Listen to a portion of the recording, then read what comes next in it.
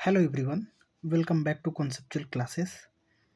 देखिए, इससे पहले हम लोग जो है एसएससी सीजीएल से रिलेटेड जो इम्पोर्टेंट टॉपिक्स थे उसको कवर किए थे। 4 से 5 वीडियो हम लोग अपलोड कर चुके हैं।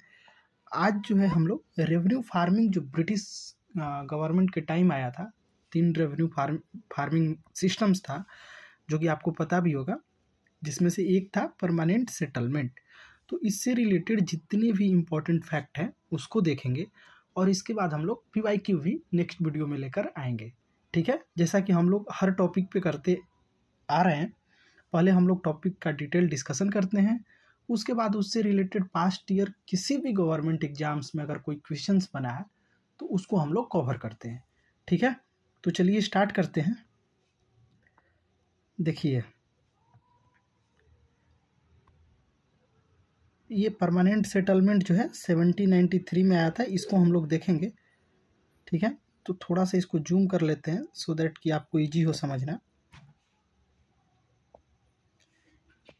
ठीक है, तो देखिए, जो परमानेंट सेटलमेंट था इसको इंट्रोड्यूस कौन किए थे? Lord Cornwallis.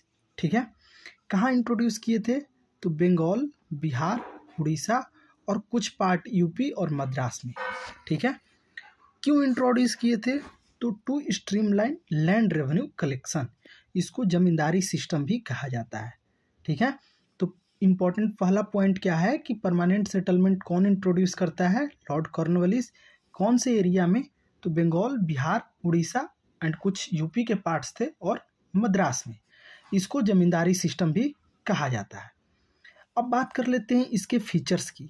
ठीक है, तो देखिए, जो ये मेंस पर्सपेक्टिव से भी इसको समझ सकते हैं आप। हम लोग इस तरह से इसको फ्रेम किए हैं कि ओवर द पीरियड जैसे जैसे हम लोग आगे बढ़ेंगे आपको समझ में आएगा कि ये टॉपिक परमानेंट सेटलमेंट किस तरह से हम लोग एक अच्छे तरह से इसको कवर कर रहे हैं कि आप मेंस का भी क्वेश्चन आने के बाद नहीं छोड़ पाएंगे। ठीक है, तो जो फीचर्स में पहला फीचर्स है फिक्स्ड लैंड रेवेन्यू। तो परमानेंट सेटलमेंट का सबसे इम्पॉर्टेंट फीचर्स था कि इसमें जो लैंड रेवेन्यू था वो फिक्स कर दिया गया था।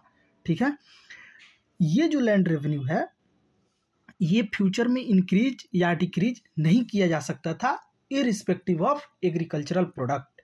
यानी कि अगर प्रोडक्ट इम्प्रूव हो रहा है तो भी ठीक, अगर ड्रॉट आ गया या फिर कुछ नेचुरल क्लाइमेटीज की वजह से प्रोडक्शन जो है नहीं हो पाया, अच्छा प्रोडक्शन नहीं हुआ, तो भी आपका जो है लैंड रेवेन्यू फिक्स था, उतना आपको देना ही था। तो ये एक फीचर्स भी था और ये एक डिमेरिट भी था। अगर डिमेरिट बोल दे तो इसको आप डिमेरिट के तौर पे भी लिख सकते हैं। ठीक है, सेकंड फीचर्स था कि जो जमींदार थे उनको ऑनरशिप का राइट दिया गया था। ठीक है, तो जो जमींदार थे उनको जो है हेरिडेटरी ऑनर बना दिया गया और उनको एक फिक्स्ड रेवेन्यू जो है ब्रिटिश को पे करना था। यानी कि हेरिडेटरी ऑनर का मतलब कि इनके बाद इनके जो सन होंगे वो जमींदार कहलाएंगे। ठीक है, अब स्टेट शेयर की बात करें तो जमींदार को जो है आप देखेंगे कि 10/11 जो है स्टेट को देना पड़ता था और 1/11 मान लीजिए कि अगर 100 रुपया कलेक्ट कर रहा है कोई, 100 रुपया नहीं, इसको इस तरह से ले ताकि डिवीजन करना आसान हो। तो सपोज कीजिए कि अगर 99 रुपया कोई कमा रहा है, 99 रुपया, कोई एक जमींदार है जो 99 रुपया टैक्स कलेक्ट कर रहा है, रेवेन्यू कलेक्ट कर रहा है, लैंड रेवेन्यू, तो उसका 1/11 यानी कि 9 रुपया जो है वो खुद रखेगा, ये उसका शेयर हो गया। और बाकी जो 10th पार्ट है यानी कि 90 रुपये जो है वो स्टेट को देगा। ठीक है, तो ये शेयरिंग पैटर्न था। 10/11 स्टेट के पास जाएगा और 1/11 जो है जमींदार खुद रखेंगे। इसमें एक इम्पॉर्टेंट क्लॉज था जिसको हम लोग सनसेट क्लॉज बोलते हैं। इंपॉर्टेंट है, ये क्वेश्चन इससे बनता है। तो सनसेट क्लॉज क्या था कि जैसे सनसेट होने से पहले जैसे आपको एक डेट फिक्स कर दिया गया कि इस डेट को जो है आपको जो लैंड रेवेन्यू आप कलेक्ट किए हैं ये जमींदार लोग के लिए था, वो स्टेट को पे कर देना है। अगर जो है जमींदार फेल कर जाते थे पे करने में तो उनकी जो जमींदारी थी वो चली जाती थी, यानी कि उनकी जमींदारी छीन ली जाती थी। ठीक है, तो यही था सनसेट क्लॉज कि अगर जमींदार फेल हो गए to pay revenue on time then their land would be confiscated. ठीक है, and auction to the new buyers. ठीक है, तो एक ये डिमेरिट हो गया कि जो पेमेंट डेडलाइंस था उसमें कोई रिलैक्सेशन या एक्सटेंशन नहीं था। डेट फिक्स है तो फिक्स है, आपको देना है तो देना है, नहीं देने पे आपकी ज़मींदारी चली जाएगी। ठीक है। उसके बाद नो डायरेक्ट ब्रिटिश कंट्रोल। तो ब्रिटिश यहाँ पे एक बहुत ही अच्छा रोल प्ले करता है कि वो लैंड को डायरेक्ट कंट्रोल में नहीं लेता है, बल्कि एक मीडियरी कहिए कि मीडियरी के तौर पे जमींदार्स को इंट्रोड्यूस कराता है, और जमींदार्स जो है वो रिस्पॉन्सिबल होते हैं ये रेवेन्यू कलेक्ट करने के लिए। ठीक है।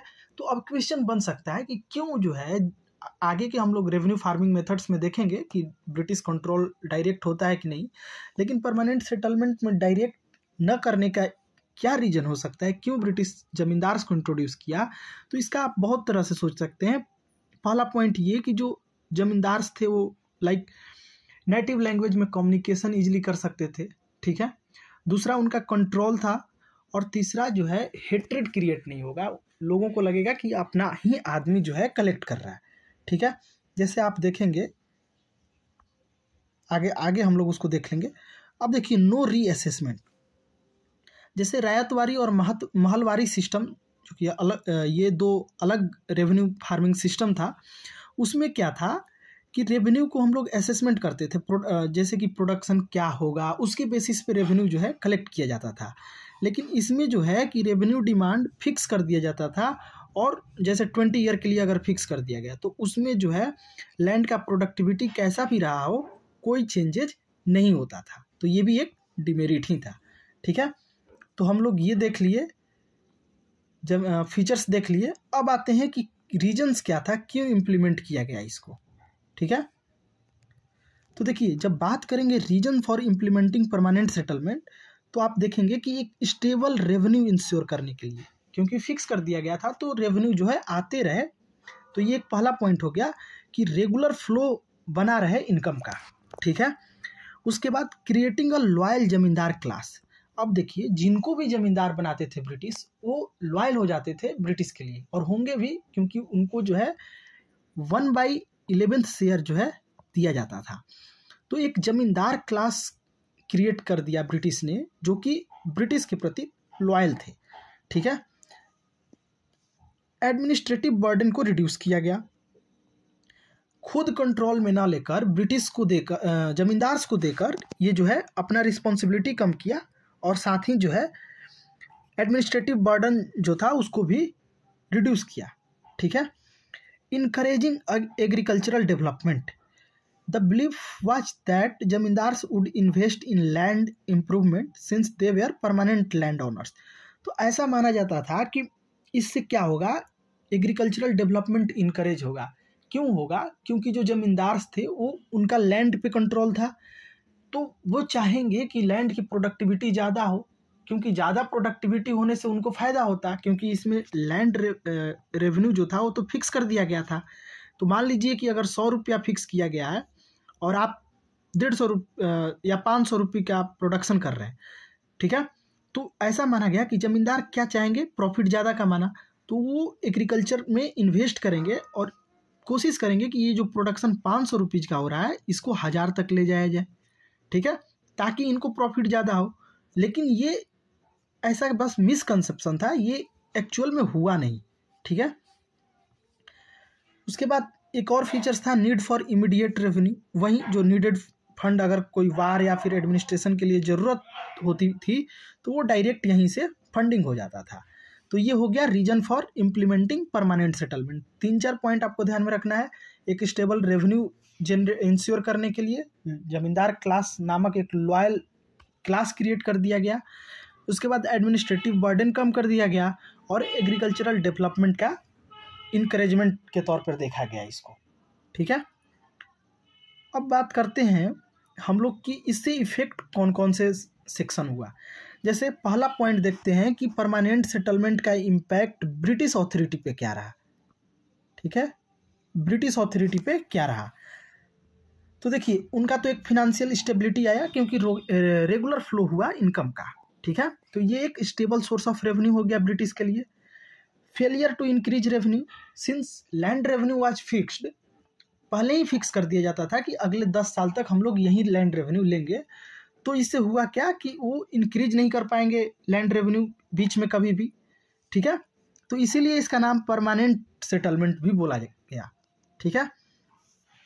तो इससे होगा क्या कि जब प्रोडक्टिविटी अच्छा होगा, एग्रीकल्चरल प्रोडक्शन ह्यूज होगा, उस समय ब्रिटिश को फिनेंशियल लॉसेस वियर करना पड़ेगा, ठीक है। उसके बाद फ्रीक्वेंट लैंड ऑक्शंस। तो इसमें होता था कि बहुत सारे जमींदार जो थे वो सनसेट क्लॉज को फॉलो नहीं कर पाते थे और टाइम पे रेवेन्यू पे नहीं करते थे, जिसकी वजह से क्या होता था कि उनकी लैंड को ब्रिटिश जो है कन्फिस्केट कर लेती थी, जब्त कर लेती थी, और उसके बाद फिर उसका ऑक्शन करना पड़ता था और दूसरे जमींदार सिलेक्ट करने पड़ते थे। तो ये 3 पॉइंट जो है ब्रिटिश अथॉरिटी पे इम्पैक्ट पड़ा, financial stability, failure to increase land revenue and then frequent land auctions. अब देखिए जमींदार पे इसका क्या इम्पैक्ट पड़ा। तो एक जमींदार क्लास जो क्रिएट हुआ वो काफ़ी वेल्दी हो गए, ठीक है, रिच और इन्फ्लुएंशियल हो गए, ठीक है। Burden on fixed revenue, some zamindar fails to pay high fixed revenue due to poor harvest and natural calamity. तो इससे क्या हुआ कि जमींदार जो है वहीं फर्स्ट पॉइंट वाला ही आ जाएगा कि सनसेट क्लॉज को फॉलो नहीं कर पाते थे, जिसकी वजह से क्या हुआ, उनकी जमींदारी चल जाने लगी। तो एक तो कुछ जमींदार जो है वेल्दियर होते चले गए और कुछ जमींदार पे ये एक बर्डन के तौर पे उभरा, ठीक है। Loss of land, those unable to pay the revenue had their land confiscated and sold to new zamindar due to sunset clause. तो वही है लॉस ऑफ लैंड, चूंकि वो ऐसा मेंशन था, तो जो भी जमींदार फेल कर जाते थे उनकी लैंड को जब्त करके क्या किया जाता था, फिर से ऑक्शन किया जाता था। तो इस केस में क्या हुआ, उनको लैंड का लॉस हुआ, ठीक है। निग्लेक्ट ऑफ पीजेंट, यानी कि जमींदार जो है केवल कलेक्टिंग रेवेन्यू कलेक्टिंग पे फोकस करते थे, तो वो एग्रीकल्चरल प्रोडक्टिविटी के इम्प्रूवमेंट के लिए कुछ काम नहीं किए, ठीक है। तो उससे क्या हुआ, पीजेंट को नुकसान हुआ। अगर प्रोडक्शन अच्छा नहीं होगा लेकिन टैक्स तो उतना देना ही देना है, तो इससे लॉस किसको हुआ, तो लॉस हुआ पीजेंट्स लोग को। अब देख लेते हैं कि पीजेंट पे इसका क्या इम्पैक्ट पड़ा। तो इनका एक्सप्लॉइटेशन हुआ, शोषण हुआ इनका, क्योंकि उनको हाई रेंट पे करना पड़ता था, जिससे उनको इकोनॉमिक सफरिंग फेस करना पड़ा। लॉस ऑफ लैंड राइट्स, ये हम लोग देख चुके हैं।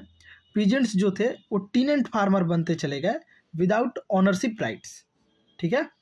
Date and poverty, many peasants had to take loans from money lender leading to debt trap. यही जो है डेट ट्रैप का कॉन्सेप्ट आता है। बहुत सारे लोग क्या करते थे, जो पीजेंट थे वो लोन लेते थे लाइक रिच क्लास से और मनी लेंडर से, और वो लोन चुका नहीं पाते थे, जिससे कि लोन का इंटरेस्ट बढ़ते जाता था और लास्ट में उनको जो है बॉन्डेड लेबर के तौर पे उनके यहाँ काम करना पड़ता था, ठीक है। नेक्स्ट पॉइंट है फेमाइन एंड स्टारवेशन। तो भूखमरी की समस्या आने लगी। जो रिजिड रेवेन्यू सिस्टम था ये, वो पीजेंट को लाइक उनके पास बहुत ही लिटिल अमाउंट की जो मनी है वो बचती थी और उससे उनको सरवाइव करना मुश्किल हो जाता था, जिसके वजह से क्या हुआ, भूखमरी की समस्या आने लगी, ठीक है। तो ये पीजेंट पे क्या असर पड़ा, अगर आप लिंक करें चीज़ों को तो पॉइंट कुछ नहीं है। परमानेंट सेटलमेंट का 4 पॉइंट उठाना है, चारों पॉइंट को इस तरह से लिखना है कि ब्रिटिश को कैसे इम्पैक्ट किया, एग्रीकल्चरल जमींदार को कैसे इम्पैक्ट किया, पीजेंट को कैसे इम्पैक्ट किया और एग्रीकल्चरल लैंड को कैसे इम्पैक्ट किया, ठीक है। अब देखिए लैंड को कैसे इम्पैक्ट करेगा, चूँकि लैंड इम्प्रूवमेंट के लिए कुछ जमींदार काम ही नहीं किए, तो उसकी जो फर्टिलिटी है वो डे बाय डे गिरती चली गई। इरिगेशन सिस्टम में कुछ काम नहीं हुआ, ठीक है। Decline in productivity, financial stress के वजह से जो पीजेंट्स थे वो फर्टिलाइजर्स अफोर्ड नहीं कर पाते थे, या फिर बेटर फार्मिंग मेथड मशीन से और टेक्नोलॉजी जो भी कह लीजिए वो अफोर्ड नहीं कर पाते थे, तो उससे प्रोडक्टिविटी कम होने लगा। क्रॉप फेल्यूर का जो केसेस थे वो बढ़ने लगे, क्योंकि प्रॉपर जो है एग्रीकल्चरल यील्ड प्रॉपर जो है इन्वेस्टमेंट नहीं किया जा रहा था, और जिसके वजह से एग्रीकल्चरल यील्ड जो है कम होने लगा। इसके बाद क्या हुआ कि कैश क्रॉप की तरफ लोग शिफ्ट करने लगे। Peasants were force to grow cash crop like indigo, opium, and जिसके वजह से हाई रेंट पे करना पड़ता था, लीडिंग टू फूड शॉर्टेज। तो हुआ क्या कि इन लोगों को जो है कैश क्रॉप में ज़्यादा प्रॉफिट दिखने लगा और फोर्सफुली उनसे कराए जाने भी लगा, जिसके बाद आप देखेंगे कि फूड शॉर्टेज का केस जो है राइज करने लगा। ठीक है। तो कुल मिलाकर आप देखेंगे तो 4 ही चीज़ ध्यान में रखना है कि एक जो है, जैसे देखिए अभी हम लोग ब्रिटिश अथॉरिटी पे देखें तो फिनेंशियल स्टेबिलिटी, यानी कि अगर आप फीचर्स आपको पता है तो इम्पैक्ट आप लिख देंगे कि जमींदार्स पे क्या इम्पैक्ट पड़ा, जमींदार्स पे क्या इम्पैक्ट पड़ा। अगर 3 वर्ड में है तो कुछ वेल्दियर जमींदार्स हो गए, कुछ बर्डन हो गए जिसके वजह से जमींदारी चली गई, कुछ जो है प्रॉपर जो है इन्वेस्ट नहीं किए तो पीजेंट को निगलेक्ट करने लगे, ठीक है। तो यही 4-5 पॉइंट जो है आपको ध्यान में रखना था, ठीक है। तो यहीं पे हम लोग पूरे जमींदारी सिस्टम को यानी कि परमानेंट सेटलमेंट सिस्टम को अच्छे से देख लिए, ठीक है। अब जो है नेक्स्ट वीडियो में हम लोग इससे रिलेटेड PYQ लेकर आएंगे और उसके बाद परमानेंट सेटलमेंट के बाद हम लोग रैयतवारी और महलवारी जो है उसको देखेंगे, ठीक है। महलवारी ये भी रेवेन्यू फार्मिंग का मेथड था, एरिया अलग अलग था, तो इसको भी हम लोग नेक्स्ट वीडियो में देखेंगे, ठीक है। तो चलिए मिलते हैं नेक्स्ट वीडियो में, तब तक के लिए धन्यवाद।